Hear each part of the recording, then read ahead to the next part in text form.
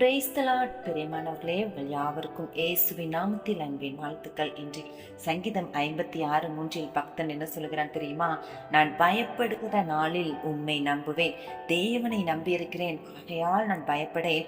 மாம்சமானவன் எனக்கு என்ன செய்வான் என்று அவன் கர்த்தரை நம்பி இந்த வசனத்தை பாடுகிறான். பிரியமானவர்களே, நீங்களும் ஆண்டவரை நம்பும் பொழுது உங்க இக்கட்டான சூழ்நிலையில, பயம் நிறைந்த சூழ்நிலையின் மத்தியில, குடும்பத்துல பிரச்சனை மேன்மேலும் அதிகரித்து கொண்டே இருக்குதே, சத்துருக்களை இன்னைக்கு விரோதமாய் நித்தம் எழும்பி போர் செய்து கொண்டே இருக்கிறாங்களே, குற்றப்படுத்தி கொண்டே இருக்கிறாங்களே, பழி சுமத்தி கொண்டே இருக்கிறாங்களே, எனக்கு ஒரு நிம்மதியே இல்லை, சமாதானமே இல்லை, ஓயாத பிரச்சனையா இருக்குதே என்றெல்லாம் நீங்க கலங்குகிற அந்த நேரத்துல ஆண்டவரை மாத்திரம்தான் நீங்க நம்பணும். அவருடைய வார்த்தையை புகழ்ந்து அவரை மேன்மை பாராட்டணும். அவருடைய வார்த்தையின் மேல் விசுவாசம் வைக்கணும். நான் உண்மை நம்பி இருக்கிறேன் ஏசப்பா, நீர் என் பட்சத்தில் இருக்கிறீர், மாம்சமானவன் எனக்கு என்ன செய்வான், மனுஷனால எனக்கு என்ன செய்ய முடியும் என்று விசுவாச வார்த்தையை அறிக்கை செய்யணும்.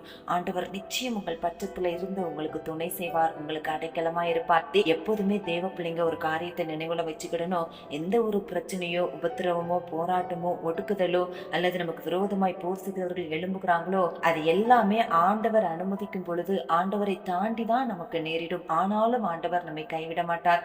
நம்மோடு கூட அந்த உபத்திரவத்தின் பாதையில், அந்த போராட்டத்தின் மத்தியில் அவர் நம்மோடு கூட இருப்பார். நம்மை தாங்குவார், நம்மை சுமப்பார், நம்மை தப்புவிப்பார், நம்மை பாதுகாப்பார்.